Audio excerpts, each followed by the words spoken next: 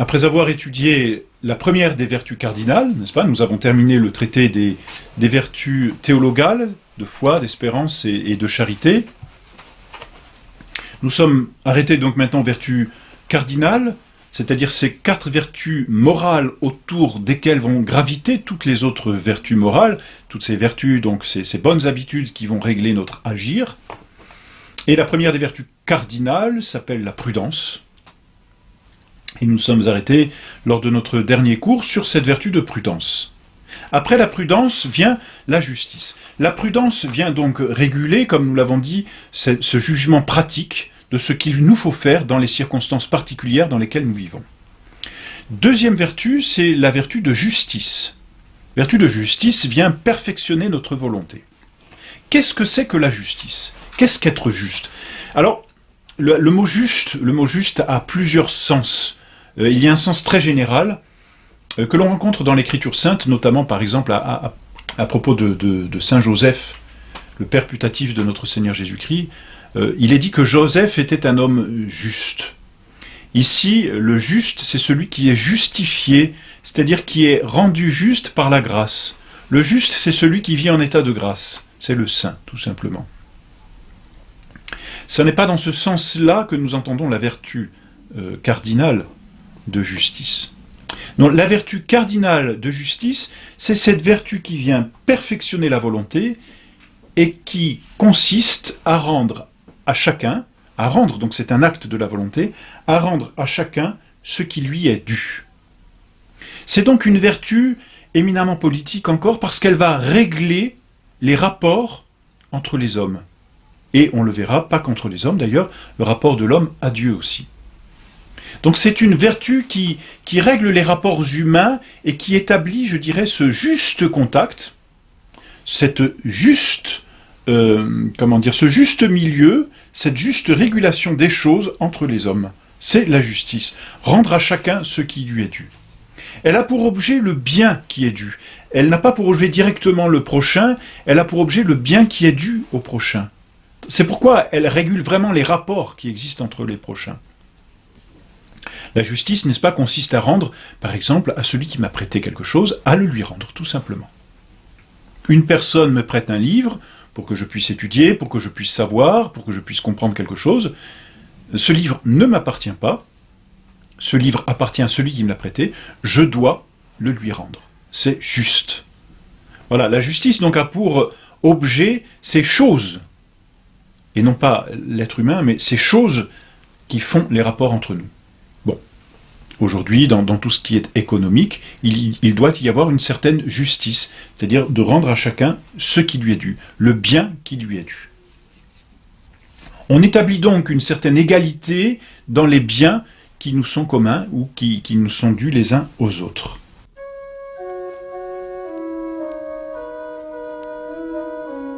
Il y a 3 sortes de justice, en fonction justement des rapports qu'il y a entre les hommes.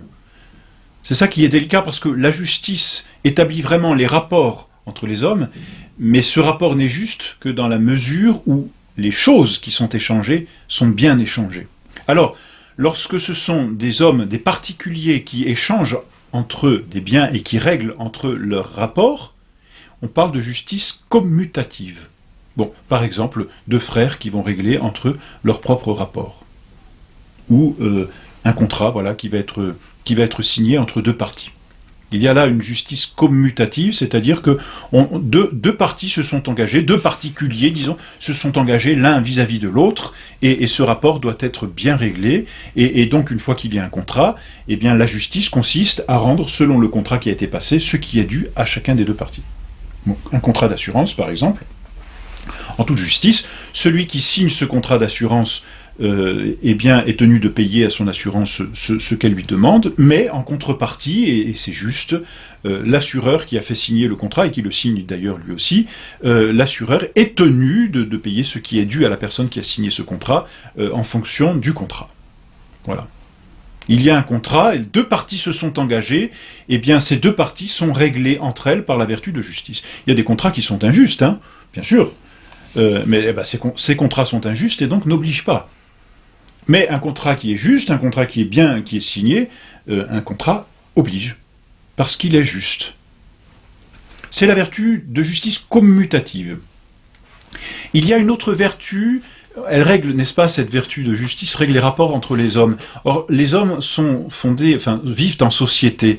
Donc, il y a dans la société des hommes qui ont un certain pouvoir et donc qui ont plus le soin du bien commun et qui doivent ordonner les autres au bien commun, c'est le chef. Eh bien, il y a une vertu de justice de la part du chef, qui doit rendre à ses inférieurs les biens et l'honneur, les honneurs qui lui sont dus. On parle de justice distributive. Par exemple, un chef d'entreprise est tenu de donner à ses inférieurs le bien qui leur est dû. Et c'est juste. Le juste salaire, par exemple. Les justes honneurs qu'il faut rendre à ceux qui doivent cet honneur. Voilà pourquoi il y a dans toute société même des distinctions honorifiques qui sont légitimes et qui doivent être régulées par la justice. Et celui qui règle cette vertu de justice, pour le coup là, c'est le chef qui, à ses inférieurs, va rendre ce qui leur est dû. On parle donc de justice distributive, comme s'il distribuait une part du bien commun, si vous voulez, ou une participation plus grande au bien commun. Justice distributive. Il est juste que ceux qui sont plus sages participent au gouvernement. Il est injuste que ceux qui ne sont pas sages, dans le bon sens du terme, ne participent pas au gouvernement. C'est injuste. Justice distributive ici.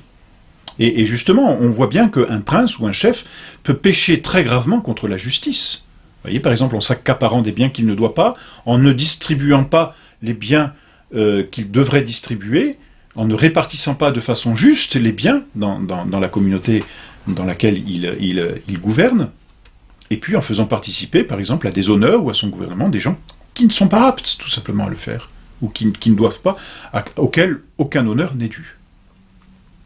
Et puis, troisième forme de justice, c'est l'inverse de la justice distributive ici, c'est celle que l'on appelle la justice légale, où chacun doit rendre, donc l'inférieur doit rendre, si l'on peut dire, au supérieur, et doit rendre au bien commun, c'est-à-dire à la loi aussi, qui d'une certaine façon fait partie du bien commun, doit rendre au bien commun ce qui lui est dû. C'est la participation de chacun au bien commun.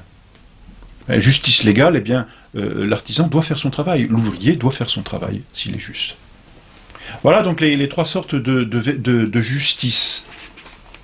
Et donc on voit que la vertu de justice est une vertu délicate, difficile, et qui règle toute société. Une société qui n'a plus de justice, c'est une société qui s'écroule complètement.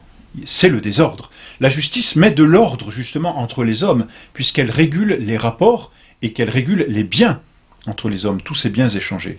À partir du moment où il n'y a plus de justice, il est certain que la société tombe, vraiment, et va à sa ruine. C'est impossible autrement. Et malheureusement, on le constate aujourd'hui. Les sociétés, la plupart des sociétés aujourd'hui, courent toutes à leur ruine, parce qu'il n'y a plus de justice.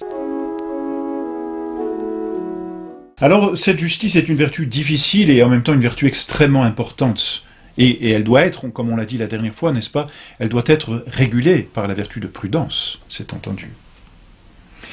Il y a dans la vertu de justice des parties que l'on appelle potentielles, c'est-à-dire que la justice va comprendre des vertus qui font partie de la justice et qui malheureusement ne peuvent pas remplir toute la vertu de justice. On pense par exemple, vous voyez, on dit dans la justice, c'est rendre à chacun ce qui lui est dû.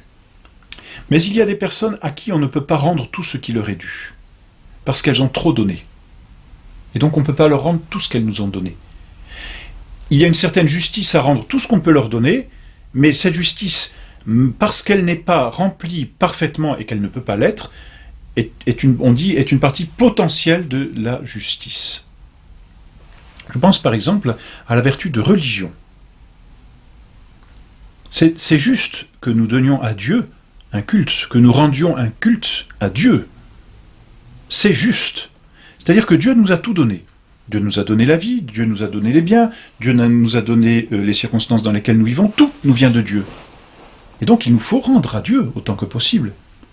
Mais comme dit le psaume, quid retribuam Domino, pro omnibus que retribuit mihi. Qu'est-ce que je rendrai au Seigneur pour tout ce qu'il m'a donné? Je ne peux pas redonner tout à Dieu. C'est impossible. Je ne peux pas donner dans la stricte égalité à Dieu tout ce qu'il m'a donné. Il y a une inégalité entre ce que Dieu m'a donné et ce que je peux rendre à Dieu. Mais c'est pas parce qu'il y a inégalité que je ne dois donc rien rendre à Dieu.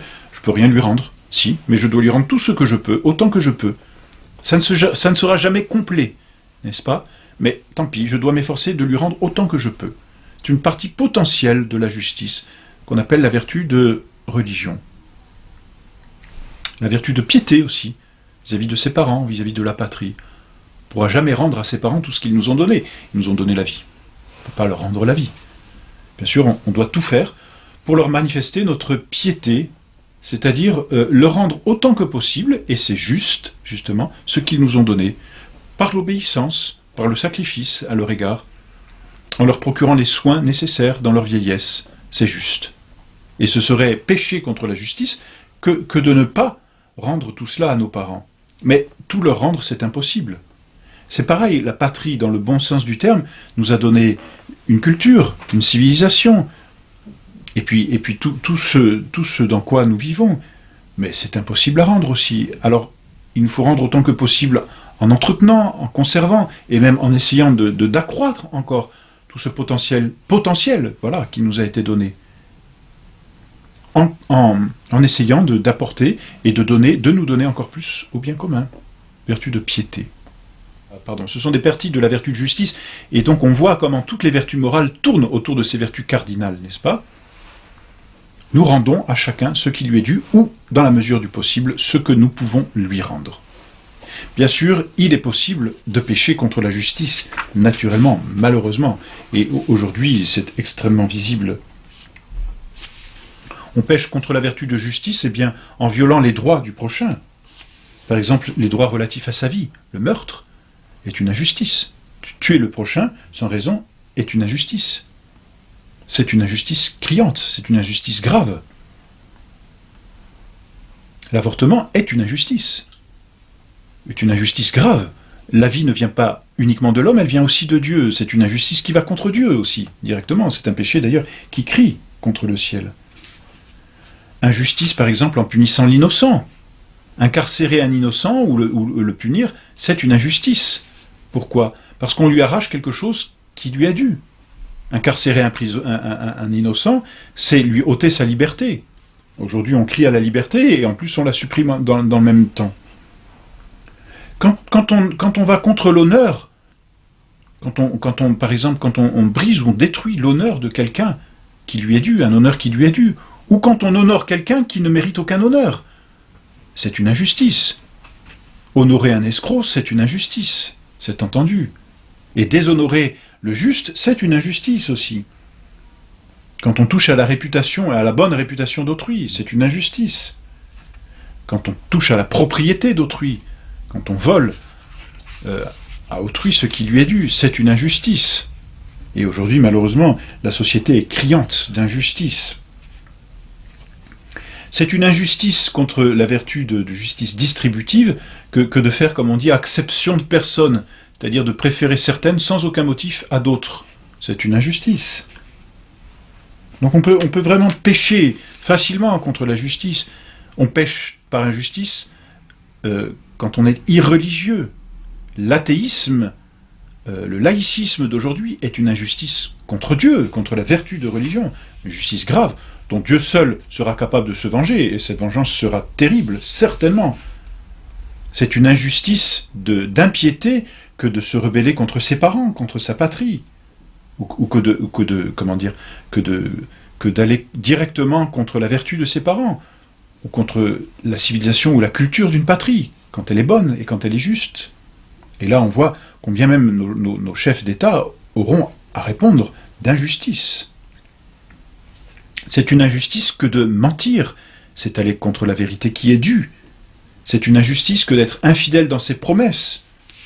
C'est une injustice que d'être un hypocrite, c'est-à-dire de paraître tel qu'on n'est pas, et donc de montrer extérieurement quelque chose qui est faux. C'est une injustice que de ne pas remercier, parce que le remerciement, c'est une forme de compensation d'un bien qui nous a été donné. On appelle cela l'ingratitude.